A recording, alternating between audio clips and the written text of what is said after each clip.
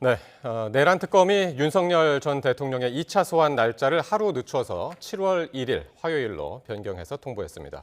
또 오늘 대통령실에서는 6개 부처 장관 등 내각 후속 인선을 발표했는데요.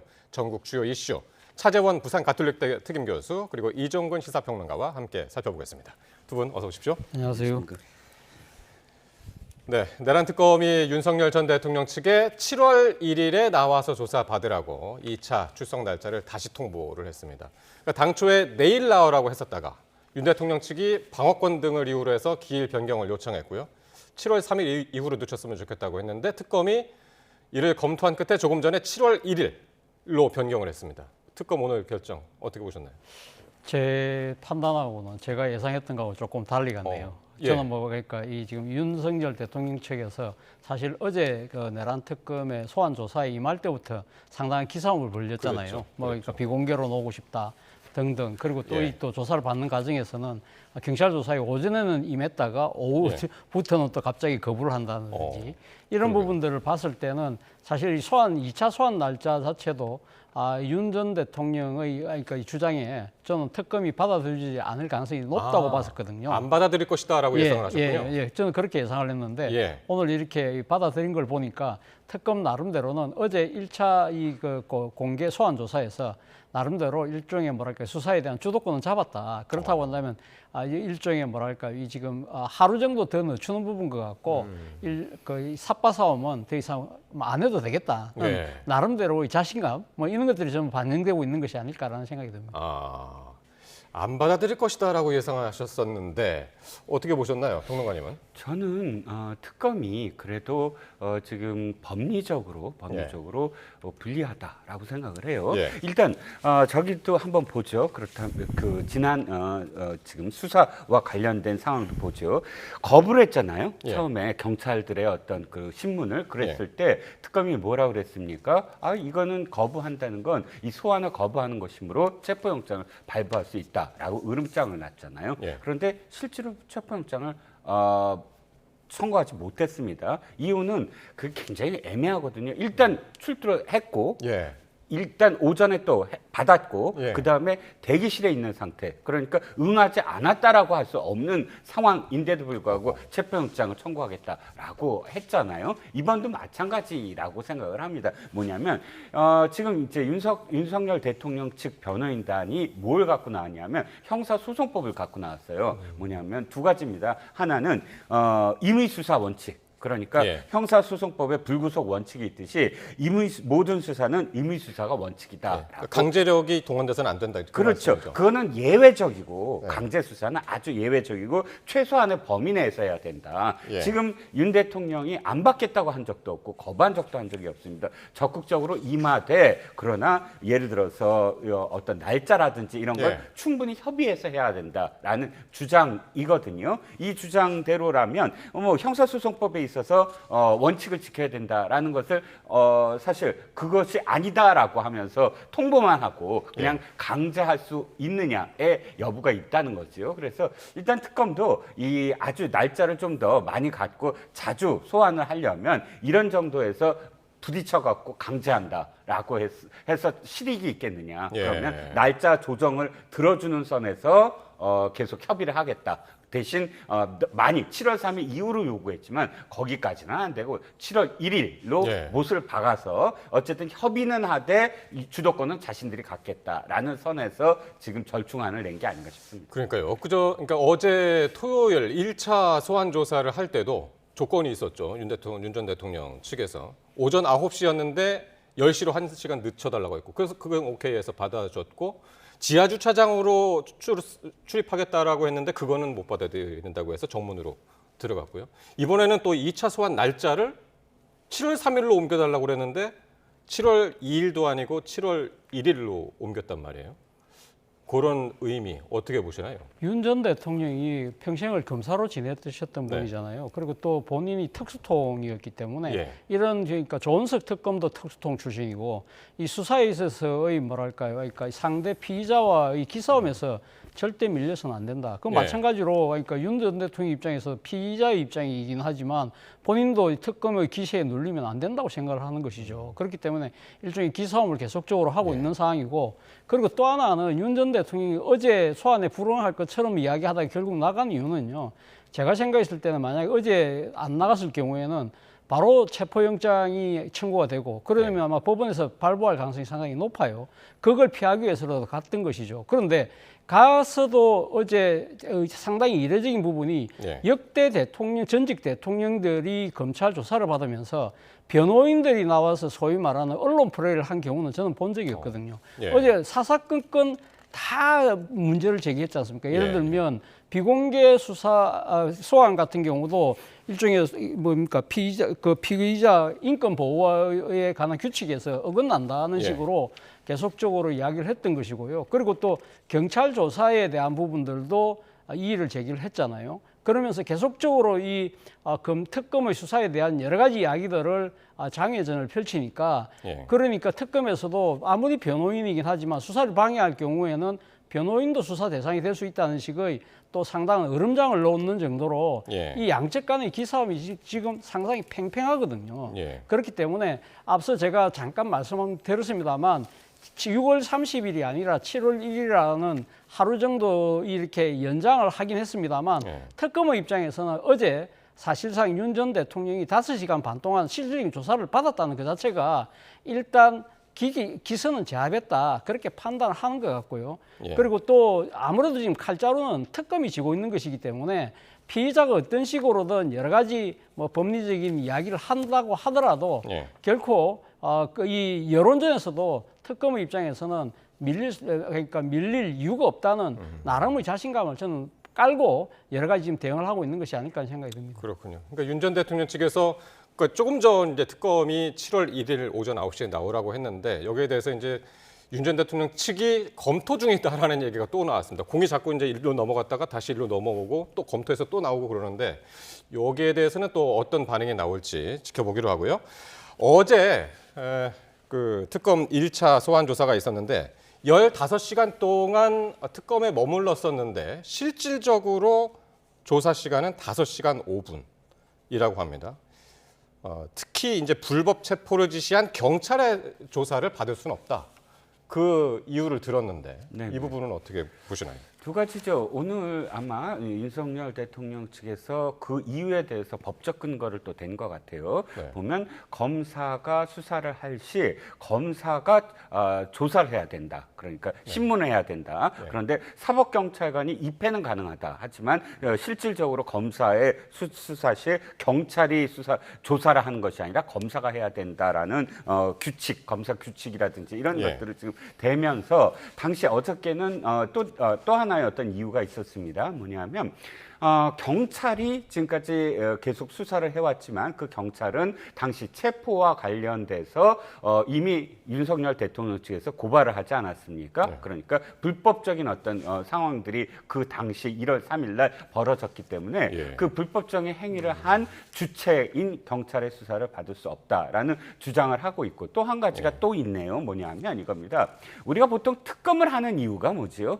기존의 수사, 기존의 경찰 수사라든지 또는 검찰 수사가 미진하거나 진행이 되지 않았을 때 특별한 법을, 예외적인 법을 만들어서 특검이라는 그런 예산을 쏟고 그래서 특검이 주체가 돼서 하게끔 만드는 것이 특검 아닙니까? 그런데 기존의 어떤 경찰이 계속 수사를 계속 하려면 특검을 만든 이유가 없다는 것이죠. 그것을 계속 그대로 연장선상에서 똑같은 어떤 주체가 한다면 그렇기 때문에 그것을 불응했었고 지금은 그 법을 그 규정과 법을 대면서 검찰이 수사를 해라 그러면 응하겠다라고 다시 이제 그 검찰 특검 측에 요구를 하고 있는 거죠. 근데 특검이 오늘 이렇게 이야기를 했습니다. 그 어제 조사를 거부했던 그 박창환 총경. 네. 박창환 총경은 윤 전 대통령 체포영장 집행에 관여를 안 했다. 그러면서 허위 사실 공표고 여기에 대해서 수사 방해 행위 좌시하지 않을 것이다. 그러니까 절대 물러서지 않습니다. 그렇죠. 그러니까 지난번에 또 네. 그 얘기했었죠. 조사 전에 네. 절대 끌려다니지 않겠다라는 이야기를 했었습니다만. 저는 뭐 이제 윤 전 대통령이 박정환 총경의 조사를 오전에는 봤다가 예. 왜 점심 먹고 나서 갑자기 바꿨을까요? 저는 아마 이건 순전히 제 개인적인 추측이지만 뒤늦은 자각이 있었던 것이 아닐까라는 생각이 듭니다. 왜냐하면 역대 지금 전직 대통령이 윤석열 대통령 앞에 네 분의 전직 대통령이 검찰에 조사를 받았던 적이 있거든요. 예. 자, 그러니까 그때 또 특검은 받았던 뭐 경우도 있습니다. 그런데 단 한 번도 경찰이 조사를 한 적이 없어요. 그렇다고 한다면 이 지금 윤석열 전 대통령 입장에서 그걸 뒤늦게 이 역대 전직 대통령들 전부 다 검사들이 조사를 했는데 이번에 경찰이 나를 조사한다고? 딴 사람도 아니고 나는 검찰총장 출신인데 그런 일종의 뭐랄까요 자존심. 저는 그것들이 상당히 작용했을 가능성이 크다는 생각이 들고요. 또 하나는 내가 이 지금 뭡니까 나라도 이 부분에 대해서 저항을 해야 되겠다고 생각했던 이유 중에 하나가 지금 이재명 정부가 사실은 이 검찰의 공중분해에 가까운 검찰 개혁을 지금 주장을 하고 있지 않습니까? 예를 들면 지금 검찰청을 공소청으로 바꾸고 그리고 이 수사는 지금 이렇게 중대범죄수사청으로 해서 이렇게 넘기는 그런 상황이라고 한다면 자칫 검찰이 공중분해될 수 있는 상황에서 상대적으로 어떻게 보면 경찰의 수사에 대한 역할이 강화될 수 있는 그런 상황인데 내가 지금 경찰의 수사에 내가 응해준다는 그 자체가 이재명 정부의 검찰 개혁에 대한 명분을 내가 지금 제공하고 있는 거 아니야? 그러니까 이런 부분들에 대해서 내 나름대로의 투쟁을 할 필요가 있다. 그런 생각도 저는 분명히 작용했을 거라는 생각이 듭니다. 그렇기 때문에 사실 뭐 오늘 이 윤석열 전 대통령 측의 법률 대리인단에서는 검사가 아닌 사람이 그러니까 특검의 지휘를 받아서 조사할 수 없다고 하지만 여기에 대해서는 또 이런 법률적 해석이 다른 경우도 다른 게 주장하시는 전문가들의 이야기도 있는 것이거든요. 뭐 예를 들면 제가 오늘 언론 보도를 보니까 전직 특검에 참여했던 변호사 한 분의 말씀으로는 그러니까 특검의 지휘를 받아서 사법경찰관이 조사할 수 있는 권한이 있다. 그렇게 이야기하시는 분들도 있기 때문에 이 윤석열 전 대통령 측의 이 이야기가 특검의 수사는 검사만 해야 된다는 그러한 식의 논리 자체가 상당히 좀 어떻게 보면 상당히 뭐랄까요 해석의 여러 가지 논란이 있는 부분을 갖고 계속적으로 특검의 수사에 이렇게 딴지를 거는 그런 모습이 아닐까 생각이 듭니다. 지금 여러분이 지금 이제 자막으로 계속 보고 계신데 오늘 굉장히 중요한 이야기들을 굉장히 강도 높게 했네요. 지금 그 경찰이 총경이 직접 이제 조사에 나선 것과 관련해서 앞서서 이제 허위 사실 공표로 수사 방해 행위에 대해서 이제 자시하지 않겠다. 그 내용 전해드렸는데 오늘 그 허위 사실 유포 등으로 수사 방해자 엄정 수사할 방침이다. 그러면서 이 수사 방해 사건을 전담할 경찰관 3명을 파견할 것을 요청을 했습니다. 그리고 1일 소환, 7월 1일 날 소환 거기에 불응할 시에는 형사소송법 절차에 따라 진행하겠다. 요거는 체포영장 발부하겠다는 의미겠죠? 그렇겠습니다. 그렇죠. 그러니까 지금 7월 1일이 마지막 선이다, 마지노다. 7월 1일과 관련해서는 더 이상 협상의 대상이 될 수 없다라는 것이고 7월 1일을 만약에 거부할 경우 체포영장을 청구하겠다라는 겁니다. 지금 특검의 가장 전가의 보도가 체포영장이잖아요. 당일날도 보셨지만 거부하고 있는데 3시간 동안 거부하는 와중에도 계속 체포영장을 고리로 해서 계속 압박을 넣었습니다. 지금도 마찬가지고요. 그런데 저는 특검이 너무 좀 거칠게 몰아붙이고 있다라는 생각이 듭니다. 170일이고 자신들이 수사를 해서 자신들의 수사를 통한 그런 수사를 한 특검의 인원들이 직접 수사를 하지 아니하고 시작하자마자 자신이 나설 수 없는 건 뭐냐면 자신들이 수사를 한 게 없기 때문입니다. 즉 지금 빨리 해야 된다라는 어떤 이 당위성 스스로의 당위성 때문에 지금 수사를 마쳐왔던 경찰이 그냥 수사를 하면 당장 지금 소환할 수 있고 그 다음에 소환에 따라서 기소할 수 있다라는 거거든요. 역대 대통령 계속 말씀하시지만 역대 대통령에서 특검이 자신들의 수사를 하지 아니하고 직접 수사를 했던 그런 기관을 그대로 불러들여서 그렇게 맡기는 경우가 한 번도 없었다는 것이고요. 두 번째, 지금 허위사실 공표로 지금 변호사들에 대해서 으름장을 놓은 것도 으름장까지는 제가 이해를 합니다. 그러면 실질적으로 이것을 이거를 영장을 청구해서 수사를 하겠다라고 한다면 그러면 이건 변호사의 조력을 받을 수 있다라는 헌법상의 그런 어떤 권리를 어느 정도 전 침해한다고 보거든요. 이 변호사들이 예를 들어서 뭐 지금 뭐랄까 기자회견이라든지 이런 것 성명을 발표하거나 한다고 칩시다. 이건 사실은 특검은 매일같이 할 수 있어요. 특검 법에 따라서 매일 브리핑할 수가 있거든요. 하지만 변호사는 그럴 어떤 권리가 없다라고 할 수는 없는 것이고 최소한 자신들이 조력을 하기 위해서 지금 그 의뢰인에 대해서 이러이러한 상황이다라고 이야기하는 것까지 선을 긋고 이렇게 얘기하면 또는 이렇게 기자들한테 얘기하면 바로 고발을 하겠다라고 한다면 저는 이건 너무 심하다. 이건 완전히 변호인들의 입을 틀어막고 변호인들의 어떤 그런 당신들이 변호하는 건 내가 정한 테두리 안에서만 해야 돼라고 지금 압박을 넣는 거거든요. 이렇게까지 해야 되나라는 생각이 듭니다. 시간도 충분하고 자신들의 여론도 지금 자신들의 것이고 그런데 시작하자마자 바로 이렇게 하는 건 무리하다고 저는 생각을 합니다. 어쨌든 지금 말씀하신 대로 윤 전 대통령의 변호인단에 대해서도 지금 이제 수사를 하겠다. 수사 방해 사건으로 이제 조사를 하겠다라고 했는데 어쨌든 윤 전 대통령 측이 지금 아직 답변이 안 나왔습니다. 어떻게 반응을 할까요? 글쎄요, 윤 전 대통령 측에서 아마 다시 이번 소환에 다시 불응할 경우에는 아마 체포영장을 아마 청구하고 거기에 대해서 발부될 가능성이 높다고 판단할 거예요.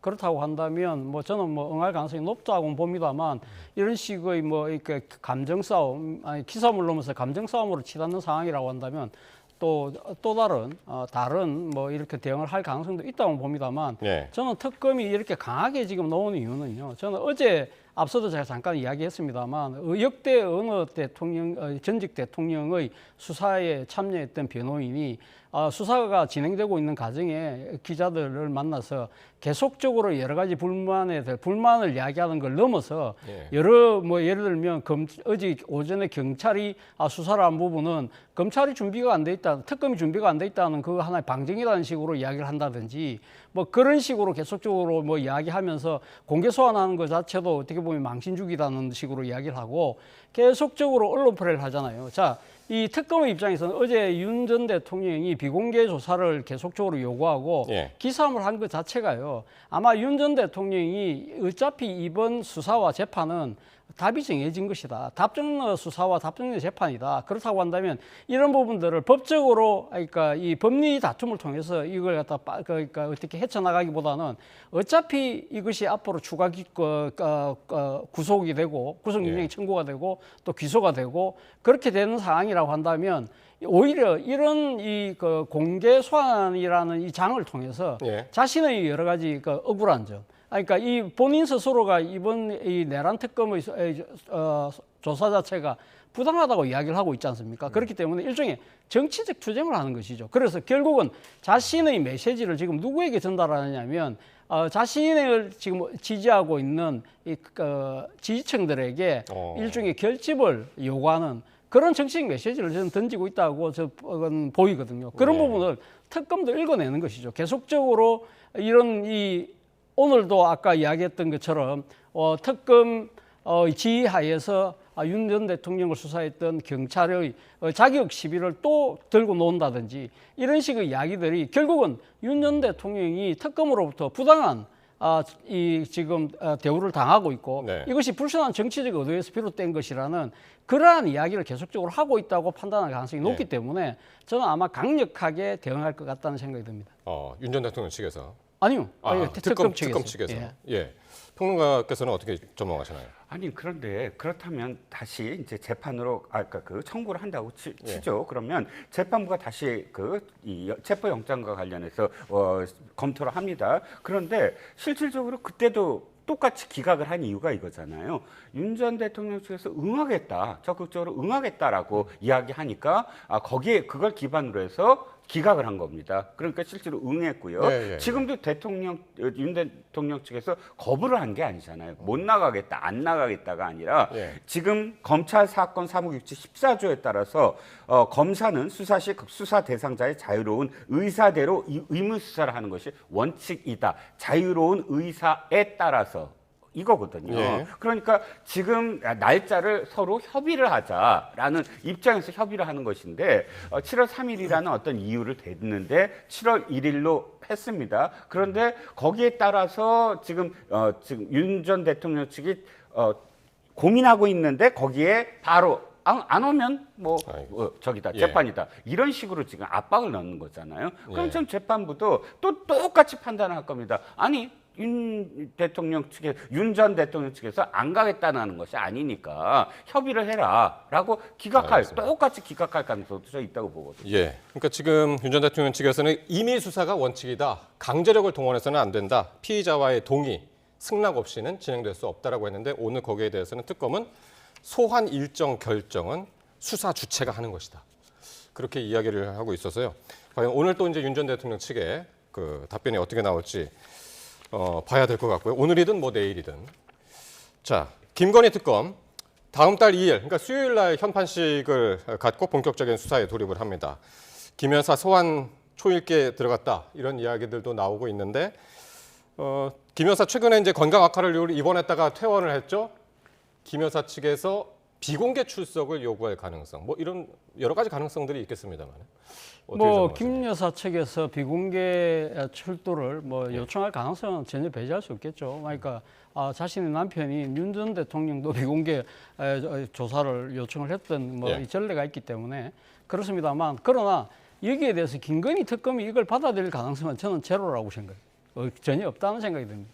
예. 사실 아마 김건희 특검의 입장에서는요. 언감생심이라는 아마 단어를 떠올리지 않을까 하는 생각이 듭니다. 사실 김건희 여사가 남편이 대통령으로 있을 때 당시 검찰의 소환 조사를 받았지 않습니까? 그런데 그것이 검찰의 소환 조사가 아니라 검찰이 오히려 출장 조사를 하고 그리고 그것이 그러니까 대통령 경호실이 관리하는 건물에 들어간다고 해서 출장 검사들이 휴대폰으로 맡기는 그런 말 그대로 황제 조사를 해서 국민적인 분통을 그러니까 터뜨리게 만드는 하나의 사안이 됐던 것이고요.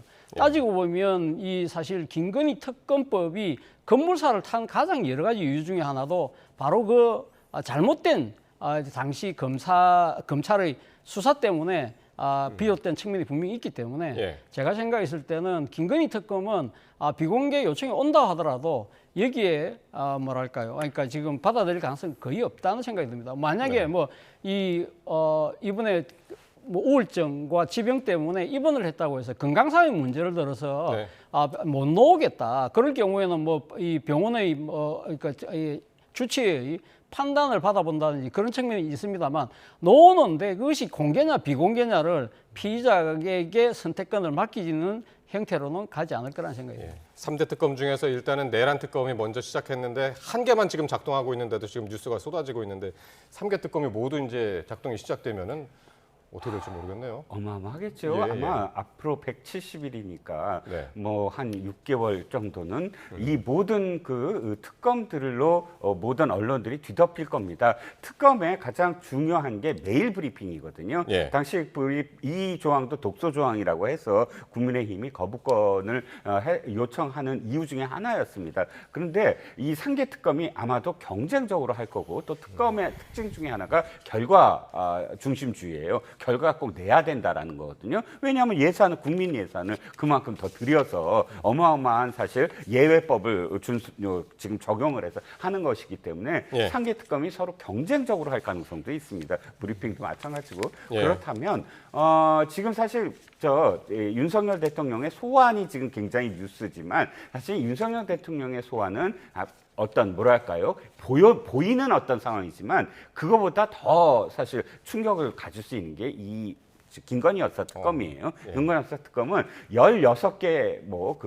지금 혐의에다가 많죠. 예. 플러스 인지 수사까지 다 가능하게 했는데 이게 사실은 국민의힘을 지금 겨냥한 명태균 씨와 관련된 부분이 가장 타격이 클 거예요. 왜냐하면 도이치모터스라든지 양평고속도로라든지 어느 정도는 우리가 알고 있는 상당히 많이 언론에 부각이 됐고 또 예. 도이치모터스 같은 경우는 손모 씨, 전주인 손모 씨가 방조죄로 이미 지금 저희 받았기 때문에 예. 형을 확정받았기 때문에 그것보다는 실제로 국민의힘에 얼만큼 타격이 갈 것인가 이게 가장 큰 지금 눈길을 끌고 있는 것이죠. 예, 특검 이야기 여기까지 하고요. 오늘 이재명 정부 1기 내각 인선이 또 있었죠. 오늘 오후에 수석 비서관 2명을 포함해서 6명의 장관 후보자 또 차관급 인사까지 대규모로 발표가 됐습니다. 민정수석도 오늘 임명이 됐고 법무, 행안, 복지장관 등 이제 6개 부처 장관까지 있었으면 오늘 전체적으로 인선을 어떻게 보셨나요? 사실상 뭐 이재명 정부의 그러니까 구성이 끝났다고 우리가 볼 수 있는데요. 물론 뭐 국토부 장관하고 문체부 장관이 남기는 했습니다만 전체적으로 봤을 때는 결국 이재명 정부는 민주당 정부다. 하는 걸 분명히 하고 있는 것 같습니다. 총리를 포함해서 현역 의원 8명이 지금 내각에 들어가는 상황이거든요. 이 역대 정권하고 비교하면 과거 이 1998년도에 출범했던 김대중 정부에 의해서 두 번째로 많은 지금 의원들이 지금 그러니까 이 국무위원을 겸하는 예. 그런 상황입니다. 그렇다고 한다면 물론 이 좀 특수한 경우죠. 이거는 왜냐하면 이번엔 조기 대선에 의해서 인수위가 없이 출범하는 정부이기 때문에 예. 아무래도 대통령의 국정 철학을 잘 알고 있는 그리고 또 정치력이 겸비되어 있는 그런 이 현역 의원들을 중심으로 해서 내각을 꾸려야 되겠다는 그 필요성이 강하게 작용했다는 생각이 들고요. 예. 특히 좀 주목되는 것이 오늘 정성호 법무부 장관 예. 후보자 그리고 윤호중 행안부 장관 후보자 그리고 안규백, 정동영 이 후보자들 모두가 공이 5선 의원들입니다. 예. 상당한 정치력을 갖고 계신 분들이죠. 예. 그렇기 때문에 사실 주요한 이런 개혁적 입법들에 있어서 능력도 능력이지만 정부적 판단 능력 이런 부분들도 고려를 했다는 측면이 분명히 있는 것 같고요. 또 하나는 실용이라는 관점에서 이번 내각 구성을 볼 필요가 있다는 것이죠. 각 분야의 전문가들을 대거 발탁했다. 뭐 기업, 학계 그리고 더 나아가서는 노총까지 아우르는 그런 상황이고 마지막으로는 하나는 통합이라는 또 관점도 눈에 띄는 대목이라고 할 수 있겠습니다. 네. 예를 들면 법무부 장관 같은 경우는 권오월 전 한나라당 의원이 일단 지명이 됐고 그리고 송미령 그러니까 농림부 장관 같은 경우는 뭐 논란이 있습니다만 어쨌든 전임 정권의 사람이고 오늘도 네. 지금 식약처장도 또 유임이 됐지 않습니까? 이런 걸 본다고 한다면 아마 이재명 대통령 입장에서는 일종의 사람들을 쓰는데 탕평의 그런 모습도 나름대로 신경을 썼다. 뭐 그런 부분들을 지적할 수 있겠습니다. 예, 그러니까 지금 말씀하신 것처럼 총 19개 부처 중에서 17개 부처에 대한 장관 후보자가 이제 지명이 됐고 그 중에서 17명 중에 지난번 11명 발표할 때 그 중에서 5명이 현역 의원이었고 오늘 6명 중에 2명 정성 의원하고 윤호중 의원이 이제 현역 의원. 그러니까 17명 중에서 7명이 현역 의원을 발탁을 했단 말이에요. 그렇죠. 여기에 네. 이제 총리까지 8명이고 그다음에 전직 의원까지 포함하면 권오월 의원이 사실 의원 이외에 또 다른 어떤 뭐 자기의 어떤 뭐랄까요? 특장화된 전문적인 어떤 분야가 없다고 한다면 전직 의원까지 하면 9명입니다. 그런데 이게 어떤 의미를 가질까요? 굉장히 그러니까 시간이 없어서 어쩔 수 없었다라는 이야기를 하지만 똑같은 경우가 문재인 정부입니다. 문재인 정부도 인수위가 없었어요. 근데 그때는 5명에 그쳤습니다. 근데 이번에 원래 예상은 한 10명 정도다라고 뭐 6월 달부터 이제 6월 초부터 기사가 나왔었는데 현재까지는 어쨌든 8명입니다. 이게 어떤 문제를 갖고 있느냐? 물론 좋은 점도 있겠지만 문제가 있는 건 우린 내각제가 아니잖아요. 내각제라면 뭐 전부 다 꾸며도 됩니다. 대통령제입니다. 대통령제는 뭐냐면 입법부와 행정부가 서로 견제를 해야 되잖아요. 입법부는 사실상 행정부로 견제해야 되는데 이렇게 많아질수록 어떤 문제를 갖느냐? 실질적으로 그냥 이렇게 이 국정이 그대로 정당의 어떤 정치 행위라 혼재될 수밖에 없어서 국정감사 등에서 실질적으로 여당이 어느 정도는 또 견제를 하는데 그 견제 기능이 상실될까 봐 그게 걱정이고요. 두 번째 걱정인 건 이겁니다. 사실 오늘 발표가 법무부 장관과 그다음에 행안부 장관 두 사람 다 지금 이재명 대통령과 굉장히 가까운 지근거리에 있는 사람이거든요. 정성호 법무부 장관은 좌장, 그러니까 친명계 좌장으로 불렸던 사람이고 윤호중 장관 후보자는 선거 총괄 본부장. 예. 그러니까 이재명 대표의 이번 선거에서 가장 결정적인 어떤 도움을 줬던 사람입니다. 그런데 이 두 사람이 어떤 걸 맡았냐면 다음 지선에서 선거의 공정한 관리를 할 수 있는 법무부 장관과 행안부 장관을 맡겼어요. 그러니까 사실상 저는 그 법무부 장관과 행안부 장관은 정당인이 돼서는 안 된다고 늘 주장을 합니다. 객관적이어야 될 사람들이거든요. 근데 선거를 앞두고 법무부 장관과 행안부 장관을 그대로 자신의 가장 가까운 정치인을 시켰다라는 것을 그러니까 어떻게 봤을 때 이게 객관적일 수 있느냐라고 비판을 받을 대목이 있다는 겁니다. 자, 그리고 오늘 지금 말씀하셨던 정성호 의원이 법무부 장관 후보자로 이제 지명이 됐고, 그리고 민정수석으로 이제 봉욱 변호사가, 그러니까 대검 차장 출신입니다.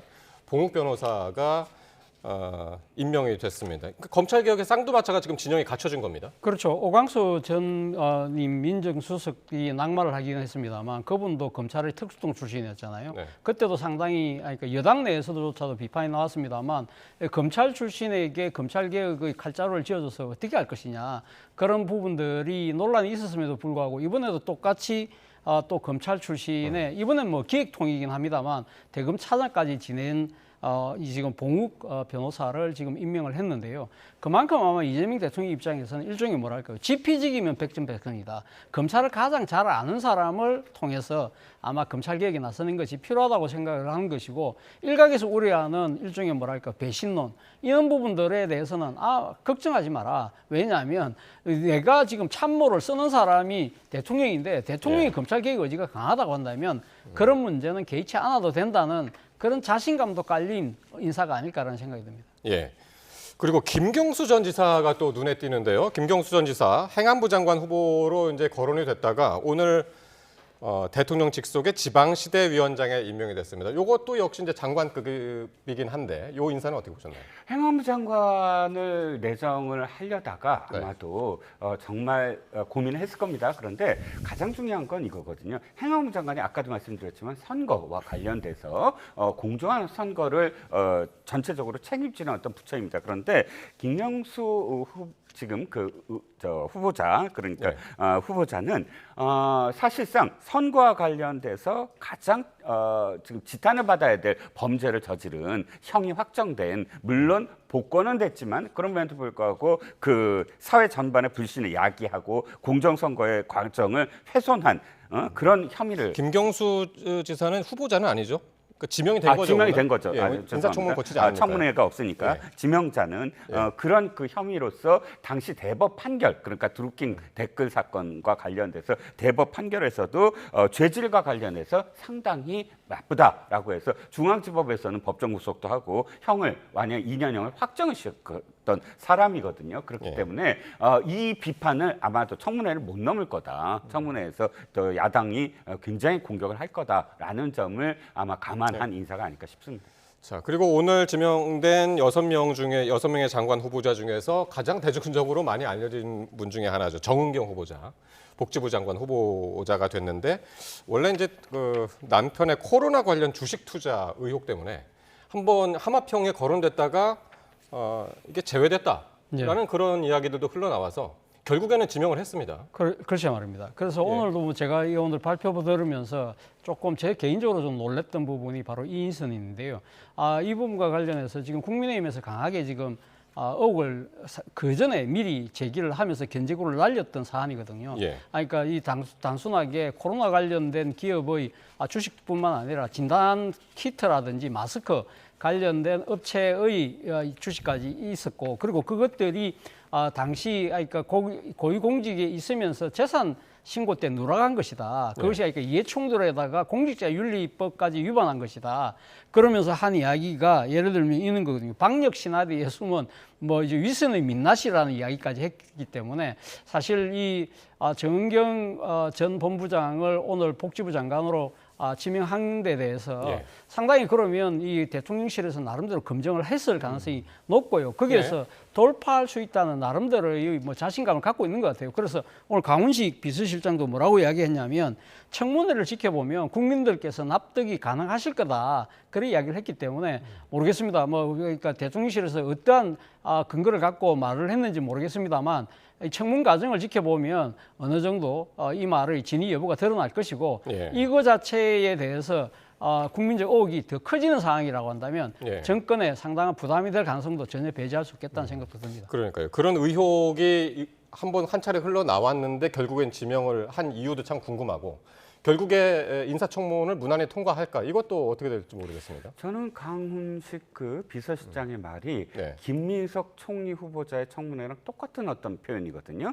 김민석 그 후보자도 청문회에서 다 밝혀질 것이다라고 네. 얘기했는데 밝혀진 게 있나요? 밝혀진 건 없습니다. 김민석 총리의 말은 있죠. 아, 이건 이렇게 했다. 저건 저렇게 했다. 그런데 김민석 총리 후보자의 말이 중요한 게 아니라 그 말을 뒷받침할 증거가 필요해요. 근데 하나도 내지 않았습니다. 아니 그 배추 뭐 투자도 그렇고요. 또 최근에 사인 간의 채무를 다 갚았다도 그렇고요. 또 지금 장모의 2억을 받았다도 그렇고요. 그 얘기들을 청문회에서 다 쏟아냈는데 그 이야기들의 근거가 되는 자료는 단 한 건도 제출하지 않았습니다. 그리고 청문회 다 통과됐다고 했거든요. 그러면 지금 우려되는 건 정건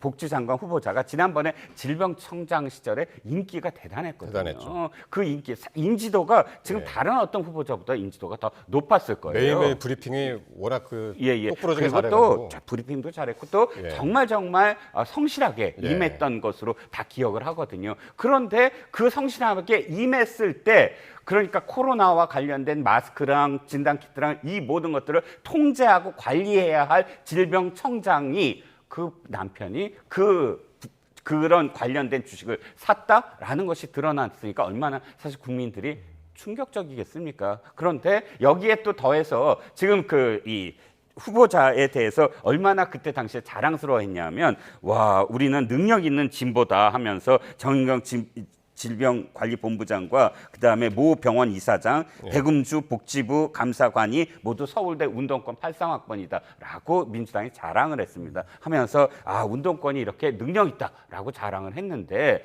사실 그 능력의 이면에 이렇게 치부도 했다라는 것까지 드러났습니다. 네. 그렇다면 저는 청문회에서 또다시 자료 상관없어요. 우리가 인기가 있기 때문에 그냥 넘어가겠습니다라는 의미로 읽혀져서 좀 우려되는 부분이 있다는 겁니다. 네. 자, 이런 가운데 청문회를 이미 거친 김민석 총리 후보자 이 인준 처리를 놓고 여야가 팽팽한 평행선을 지금 달리고 있는데요. 오늘 여야의 논평에서도 대치 국면이 드러났습니다. 화면으로 보시겠습니다. 총리 후보자 보고서 채택을 거부하고 국회 일정을 마비시키고 있는 행태는 내란을 비호하고 대선 결과를 불복하는 것과 다름 아닙니다. 진정한 협치는 야당을 겁박하는 것이 아니라 국민 눈높이에 맞지 않는 총리 후보자를 스스로 거두는 용기에서 시작됩니다. 그것이 국민을 향한 최소한의 책임이며 협치의 출발점입니다.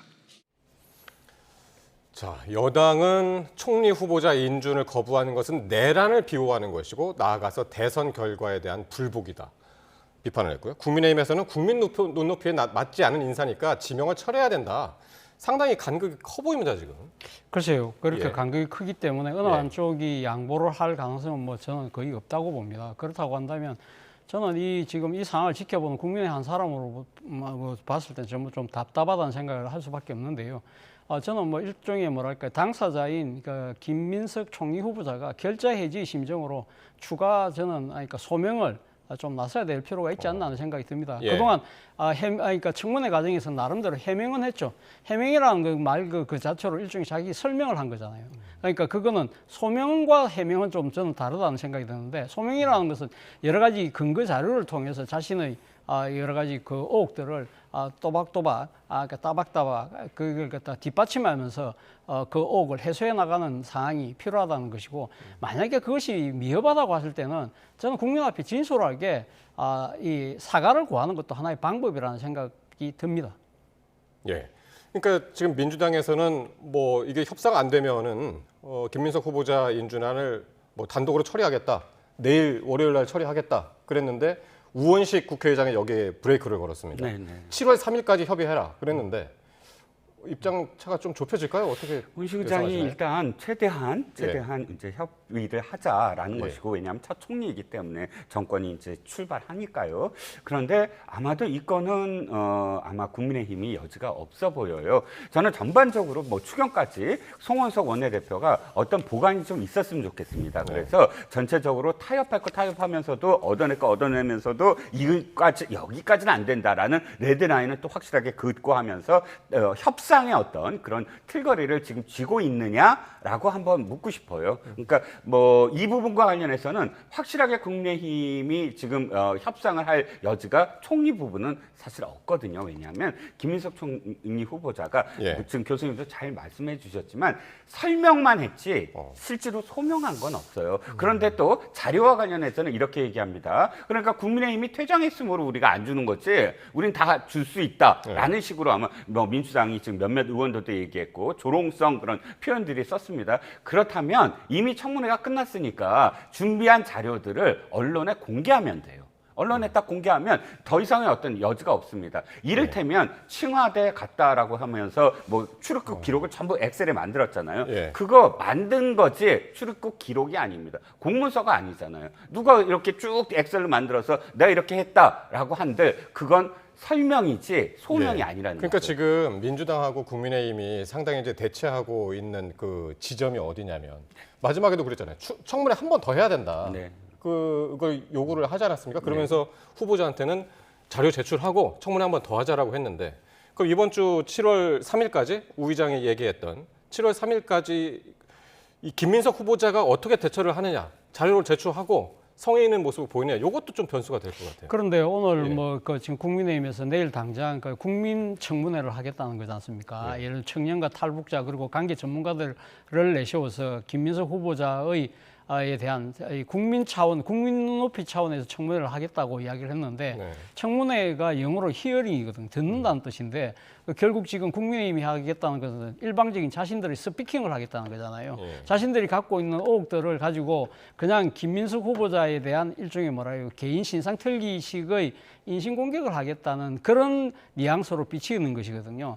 자, 그렇다고 한다면 이런 식으로 국민의힘 입장에서는 이 사실 뭐 여러 가지 방법이 없기 때문에 나름대로 압박의 수단에서 그런 이야기를 할 수 있습니다만 그러나 사실 어떤 식으로 여야가 물밑 접촉을 통해서라도 김민석 후보자로부터 정말 그러니까 법적 근거가 될 수 있는 여러 자료들을 예. 내놓을 수 있을 정도로 그렇게 좀 몰고 가고 마지막에 그것이 정 안 될 때 이런 최후의 수단을 강구하는 건 할 수 없습니다만 예. 그러나 지금 이 아직까지 물론 오늘 29일부로 사실은 인사청문 시한이 지나가긴 했습니다만 예. 그럼에도 지금 국회의장이 7월 3일까지 지금 말미를 줬다고 한다면 여야 간에 어떤 식으로 협상을 통해서 이 문제를 여야가 머리를 맞대고 국민적 의혹을 해소하는 쪽으로 저는 정치력을 발휘하는 것이 먼저 순서가 아닐까라는 생각을 합니다. 알겠습니다. 자, 오늘 여러 가지 이슈가 있어서 길게 말씀을 들었습니다. 지금까지 차재원 부산 가톨릭대 특임 교수 그리고 이정근 시사평론가셨습니다. 두 분 말씀 잘 들었습니다.